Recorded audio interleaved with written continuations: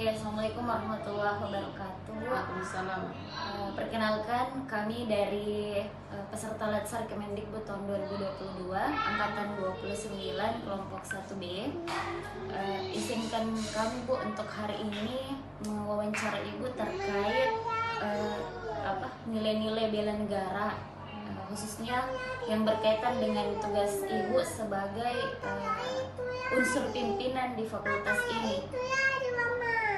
Oke, mungkin diawali dulu dengan Ibu memperkenalkan diri. Makasih adik-adik semua. Saya Hasnawati, Kaprodi Pendidikan Seni Rupa di Fakultas Seni dan Desain. Nah, terkait dengan pertanyaan tadi tentang nilai-nilai ASN terhadap bela negara, mestinya itu sebagai ASN yang paling penting itu kita itu harus bertanggung jawab. Ya, harus bertanggung jawab terhadap apa yang kita amanah-amanah yang kita diemban kepada kita. Tanggung jawab. Yang kedua akuntabel. Ya. Nah, terus kita harus berkompeten di bidang kita. Jadi kalau kita berkompeten, maka segala sesuatu itu bisa kita laksanakan dengan baik. Berkompeten apa saja. Jadi baik bagaimana kita kompeten bersosialisasi dengan teman-teman, ya, beradaptasi di lingkungan kita, berkolaborasi dengan sesama rekan kerja. Nah, jujur tadi ya, pertama jujur. Terus kalau kita jujur, maka semua insya Allah akan berjalan dengan baik. Sehingga ya semua pekerjaan jadi harmonis, jadi enak. Gitu. Oke, selanjutnya Bu, kalau kita kaitkan dengan pengalaman Ibu selama ini bertugas sebagai Kaprodi, kira-kira apa yang sudah Ibu lakukan yang menunjukkan bahwa inilah bentuk saya mencintai tanah air? Nah, sebagai cinta kita kepada tanah air ini, paling tidak ya yang pertama di kehidupan sehari-hari ya, kita berkomunikasi, berbicara dengan bahasa Indonesia yang baik dan benar. Itu salah satu cinta tanah air kita. Terus yang kedua, kita menggunakan produk-produk lokal, produk Indonesia. Ya, tadi dikatakan misalnya menggunakan batik pada setiap hari Jumat. Salah satu implementasi di tanah air kita produk lokal itu adalah acaranya. Jadi kegiatan misalnya Hari Sumpah Pemuda, begitu upacara, terus Hari Proklamasi ya tentu pasti ya. Terus yang selanjutnya misalnya Hari Pahlawan, Hari Kartini ya, kita tetap memperingati. Mungkin itu salah satu cintaan kita kepada tanah air kita. Iya, selanjutnya pertanyaan yang terakhir Bu, bagaimana jika Ibu menemukan masalah yang berpotensi menjadi ancaman di lingkungan kerja ini Bu? Nah, kalau misalnya kita mengatasi adanya konflik, paling tidak kalau misalnya ada, nanti kita itu duduk bersama, bermusyawarah untuk mencarikan solusi terhadap adanya tantangan, ancaman terhadap komunitas kita atau lembaga kita. Nah, kita tidak bisa mengambil sebagai pimpinan, tidak bisa mengambil keputusan sendiri, tapi kita tetap memberikan solusi alternatif solusi untuk mengatasi masalah tersebut ya, ancaman-ancaman itu. Jadi misalnya kita duduk bersama untuk mengatasi permasalahan tersebut. Iya, oke. Baik Bu, terima kasih banyak atas kesediaannya diwawancarai terkait tugas kami ini. Terima kasih. Assalamualaikum warahmatullahi wabarakatuh. Waalaikumsalam warahmatullahi wabarakatuh. Sukses. Amin. Nilai-nilai yang harus dijalankan seorang ASN dalam menjalankan tugasnya, pertama yaitu adalah bagaimana dia bertanggung jawab menjalankan tugas dan kewajibannya. Itu yang pertama. Setelah itu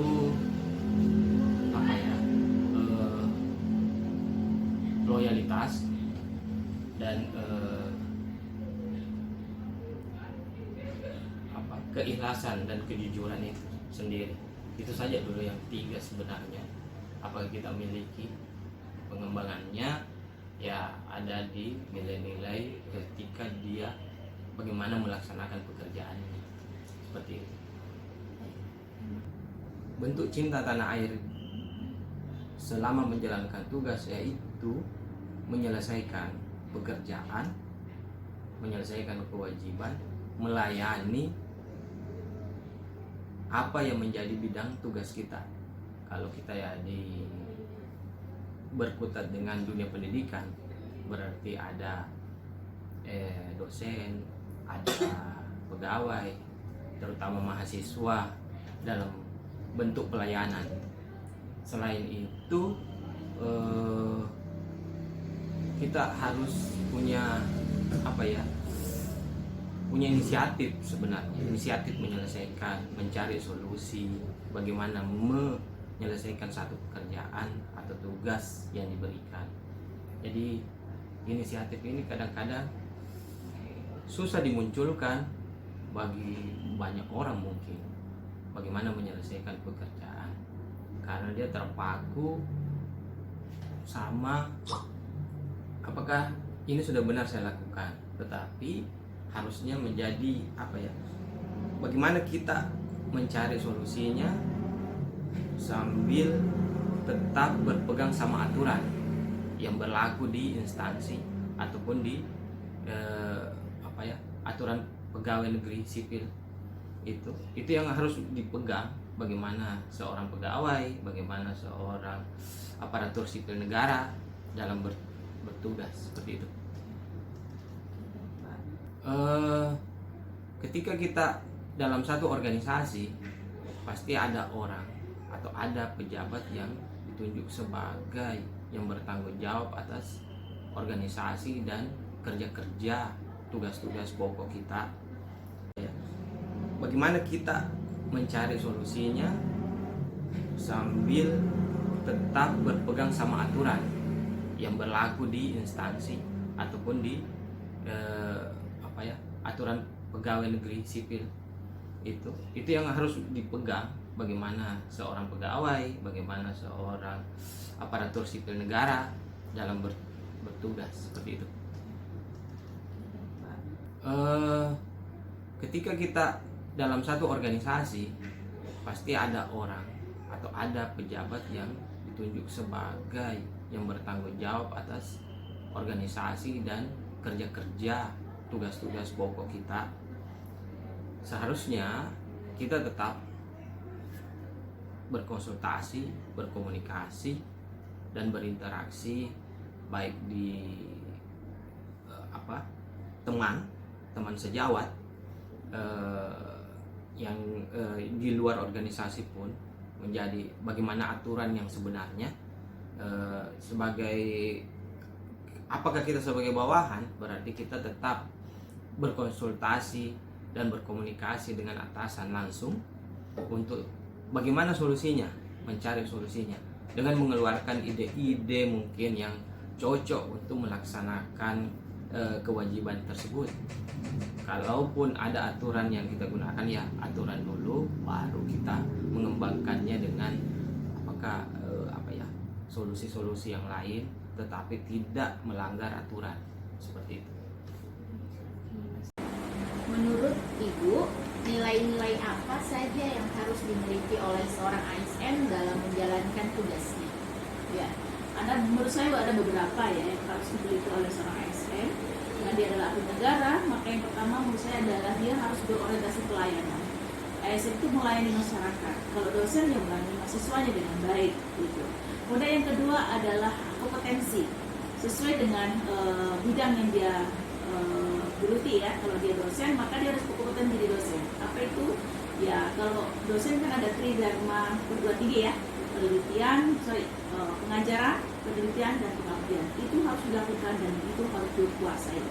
Kemudian berikutnya yang ketiga dia adalah harmonisasi, di mana harus bisa bekerja sama dengan baik, gitu ya, dengan rekan kerja yang jelas akan memiliki banyak perbedaan pemikiran, kebiasaan, pendapat itu hal yang biasa, tapi harus menjaga keharmonisasian, gitu ya, dalam berinteraksi dengan rekan kerjanya, baik itu level bawahan maupun kepada level yang di atasnya atau pimpinan.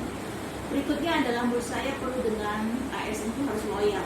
Maksudnya loyal adalah kepentingan negara di atas kepentingan segalanya. Bahwa ketika ada sesuatu yang harus dia kerjakan, maka dia harus mengutamakan kepentingan untuk yang lebih luas, yaitu keselamatan, kepentingan bangsa dan negara. Berikutnya adalah adaptif. Kenapa ini penting saya katakan? Karena saat ini itu tuntutan luar biasa. Gitu ya. Pembelajaran daring kalau dalam dunia kampus itu juga menguras energi yang luar biasa. Tetapi ingat bahwa pembelajaran daring banyak membantu para dosen untuk bisa mengajarkan multitasking. Banyak sekali pekerjaan-pekerjaan yang dilakukan bersamaan bisa selesai dengan cepat gitu ya. Kalau dulu kan bekerja satu selesai, baru dua, baru tiga. Sekarang tidak, kita harus adaptif. Begitu banyak tuntutan yang harus dilakukan, maka kita bisa mengerjakan beberapa hal dalam satu waktu. Itu sudah tuntutan dari ASN sekarang ya, multitasking. Dan yang terakhir saya kira perlu kolaborasi. Seperti apa itu? Yaitu dia berkolaborasi dengan mahasiswa ketika penelitian dan pengabdian, dengan teman sama sekerja, bahkan dengan antar perguruan tinggi. Itu harus dilakukan. Dalam hal apa? Ya, MBKM itu mau mengajarkan kita untuk berkolaborasi dengan praktisi mengajar. Mereka kita undang untuk mengajar di sini. Kita juga bisa penelitian dengan berbagai instansi perguruan tinggi lainnya, maupun dengan instansi-instansi pemerintah maupun swasta. Nah, beberapa aspek inilah yang harus dimiliki oleh ASN menurut saya. Baik Bu, berdasarkan pengalaman Ibu, bentuk cinta tanah air bila dikaitkan dengan amanat Ibu yang Ibu emban saat ini itu seperti apa?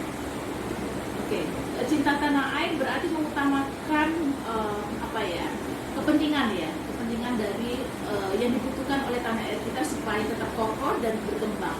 Maka saya sebagai dosen adalah menjadi dosen yang baik, yang berkompeten, selalu meningkatkan kemampuan dan potensi diri sesuai dengan tuntutan zaman, dan saya harus mengabdi sesuai dengan minimal standar yang diberikan oleh ASN, misalnya harus tepat waktu, disiplin, meningkatkan kompetensi dan seterusnya. Kemudian yang kedua menurut saya adalah saya sebagai dosen itu sebenarnya bagian dari cinta tanah air, yaitu menyiapkan penerus bangsa kita ya, para generasi muda ini yang kelak akan menjadi pemimpin ya, sehingga saya memberikan bekal kepada para mahasiswa bagaimana melihat kehidupan permasalahannya dari sisi psikologis ya, karena kita kan fakultas psikologi. Jadi penerus bangsa ini bisa melihat ya apa yang akan terjadi sekian tahun ke depan, apa yang harus disiapkan gitu. Selain itu sebagai ASN dosen saya juga punya beberapa kegiatan di luar ya, dan itu memang masih berkaitan dengan bagian dari saya mengekspresikan tanah air, yaitu saya sebagai reviewer ya, LPDP, beasiswa Puskesmas, itu adalah semua menyiapkan generasi muda kita bagaimana dia akan berkembang dengan dunia pendidikan gitu ya, di biaya negara, ke luar negeri, dalam negeri, kuliah, untuk bisa menjadi pemimpin bangsa di masa depan. Baik Bu, pertanyaan terakhir, bagaimana sikap Ibu jika menemukan masalah yang berpotensi menjadi ancaman di lingkup kerjanya Ibu? Ya, setiap orang punya masalah, setiap kita berinteraksi dengan orang pasti ada masalah. Kenapa? Karena ada perbedaan pandangan dan sebagainya. Bagaimana saya menjelaskan ini? Yang pertama, jelas yang saya lakukan adalah mencari informasi yang sebanyak-banyaknya tentang masalah ini dari berbagai perspektif, dari berbagai orang. Supaya apa? Supaya saya bisa mengambil sebuah keputusan, sikap yang jelas, tegas gitu ya. Apalagi sebagai level pimpinan, saya kira perlu membuat sebuah kebijakan yang bisa diterima meskipun tidak oleh banyak orang, tapi sebagian besar orang. Oleh karena itu supaya keputusan yang saya ambil adalah bijak dan adil, saya perlu memberikan atau mencari sumber yang banyak, ya. Kemudian pandangan-pandangan banyak orang tentang hal ini, lalu saya bisa mengambil sebuah keputusan mana yang paling layak, tepat, sehingga tidak ada ancaman lagi sebuah konflik yang cukup besar ada dalam instansi yang saya pimpin. Demikian yang bisa saya sampaikan. Terima kasih, sukses selalu.